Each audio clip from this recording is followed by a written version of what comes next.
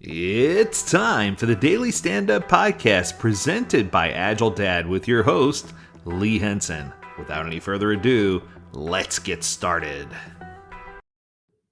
Hello, everyone. I got another email from Mike Cohn. I love Mike Cohn.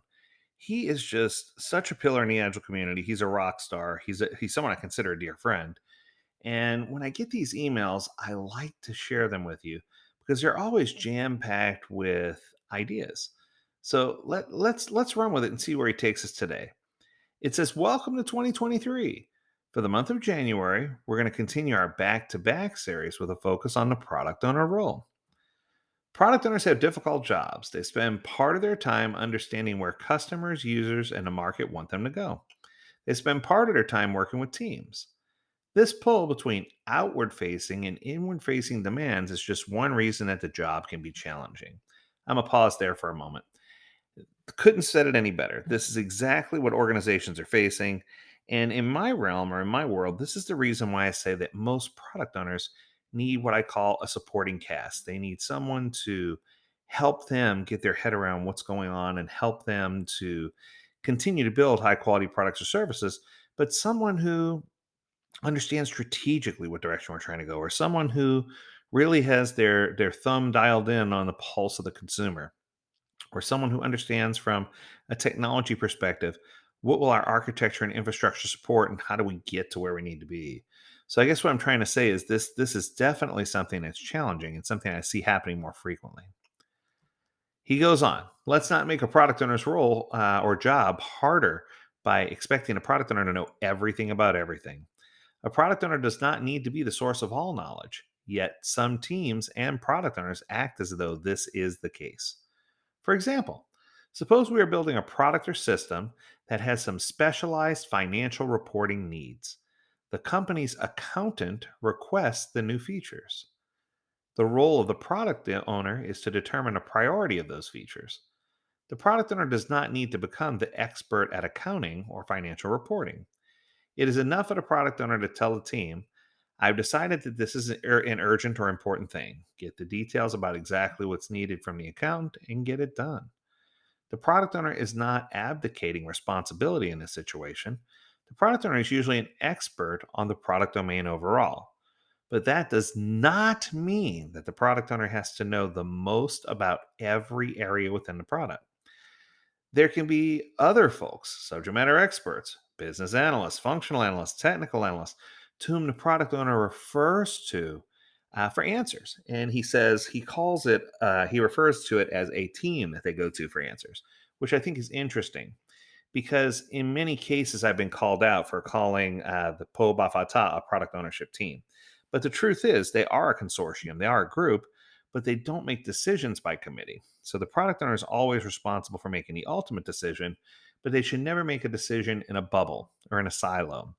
They need to make sure that they have a Bafata that they can lean on. It's going to help them seal the right answer and get them in the right direction. In some ways, I think the product owner is similar to the President of the United States. Uh-oh. He says, "Please don't read any kind of political statement into this. I've used this analogy for 20 years, though through many different presidencies. It's a comment on the office in general, not for any specific president."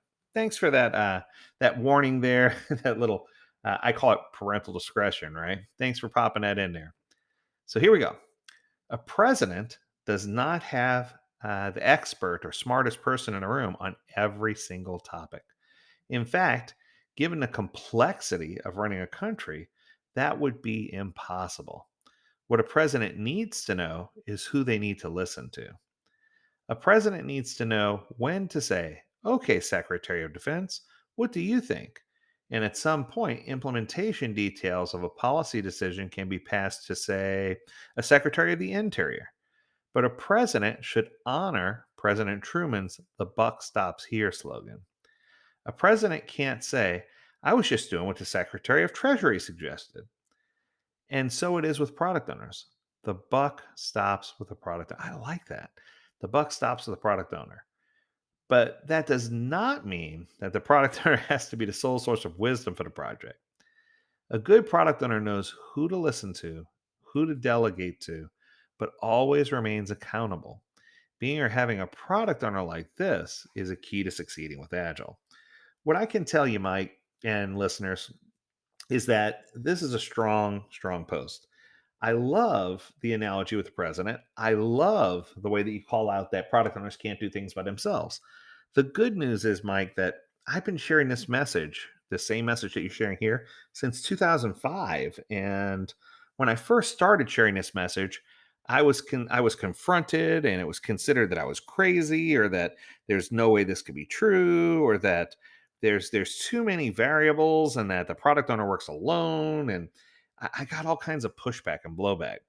But now, in every one of my certification courses for a product owner, even in the ones for advanced Scrum Master and advanced product owner, we hold a conversation about how asking a product owner to do everything themselves is just poor form.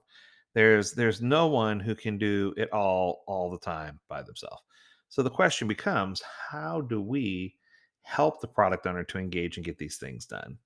And of course, my answer is Bafata. We have a business analyst that understands and has their thumb on the pulse of the consumer, a functional analyst who is strategic and understands the wants and needs of the organization and can talk about not just the importance, but the urgency of what needs to be done.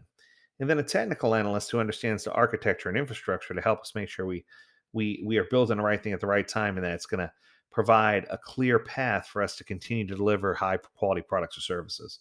So I know there's a lot to unpack there, but I think that if you're trying to understand a product owner and you're trying to understand where they are, that a good piece of advice is that the product owner does not need to be the sole source of knowledge, that they can have other people they lean on as long as they're leaning on the correct people. That's going to do it for today. If you have a topic you want us to talk about, reach out to us at learnmore@agiledad.com. We'd love to hear from you. And Mike, thanks again for another great email. We encourage you to stay healthy, stay well, and stay agile, my friends. Until next time, do take care.